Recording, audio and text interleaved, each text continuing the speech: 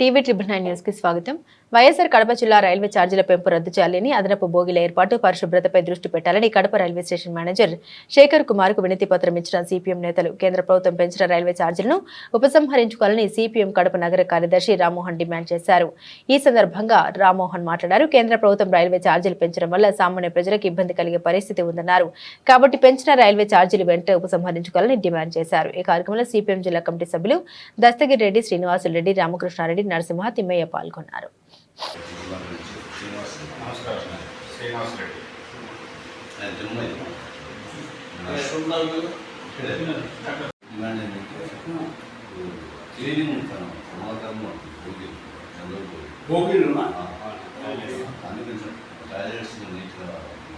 Kadapa railway station manager గారికి ఈరోజు CPM party ఆధ్వర్యంలో వినతిపత్రం ఇవ్వడం జరిగింది.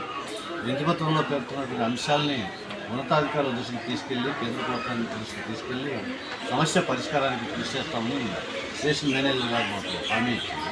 ప్రధానంగా ఒక 3-4 అంశాలని మేము స్టేషన్ మేనేజర్ గారు తీసుకొస్తే, మొదటి విషయం ఏంటంటే రైల్వే బోగీలలో కంపార్ట్మెంట్లో బాత్రూమ్స్ చాలా ఇబ్బందికరంగా ఉంటున్నాయి.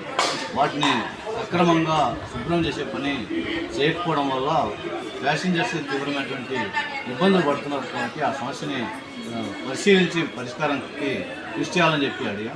దాంతోపాటు దూర ప్రాంత ప్రయాణికులు వెళ్ళేదానికి అవసరమైనటువంటి ప్యాసింజర్ బోగీల్ని పరిమితంగా వేస్తూ ఉన్నది. వాస్తవంగా రైల్వే నిబంధనల ప్రకారం ముందు 3, వెనక 3, 6 బోగీల్ని ప్యాసింజర్స్ కోసం జనరల్ బోగీల్ని ఏర్పాటు చేయాలనే నిబంధన ఉంది.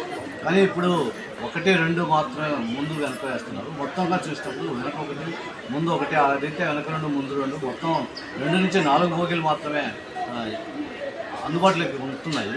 దీని కారణంగా ప్రయాణికులు తీవ్రమైనటువంటి ఇబ్బందులు పడుతున్నారు. ఇరుకిరుకుగా కంపార్ట్మెంట్ బోగీల్లో ప్రయాణం చేయాల్సినటువంటి పరిస్థితి కనిపిస్తూ ఉంది. అందుకోసం ఈ సమస్యని పరిష్కారం చేయడానికి గట్టిగా కృషి చేయాలని చెప్పి మేము కోరుతా ఉన్నాం.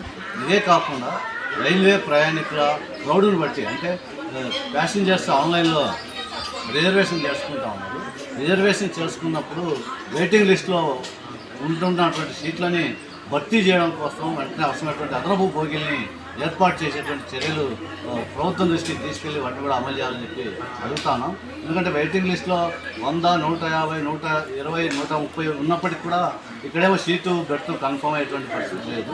అందుకోసం ప్రయాణికుల రిజర్వేషన్ యొక్క పరిస్థితులను బట్టి సామర్థ్యానికి అనుగుణంగా ప్రత్యేక అదనపు బోగీలు ఏర్పాటు చేసేలా ప్రభుత్వం, రెవెన్యూ అధికారులు, కేంద్ర ప్రభుత్వం ప్రత్యేక శ్రద్ధ పెట్టాలని చెప్పి మేము విజ్ఞప్తి చేస్తాం.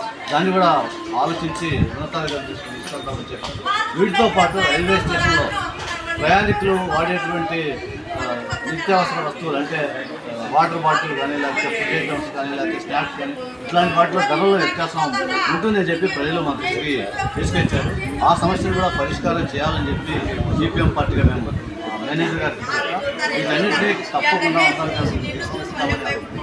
హామీ మాకు ఇచ్చారు. అందుకోసం ఈ సందర్భంగా కూడా ఈ సమస్యల పరిష్కారం కోసం రానున్న కాలంలో సిపిఎం పార్టీ ఆందోళన చేయాలని అనుకుంటున్నాం. కాబట్టి ఈ ఆందోళనకి ప్రజానికం కూడా మద్దతుగా అండగా నిలవాలని చెప్పి నేను విజ్ఞప్తి చేస్తా ఉన్నాను.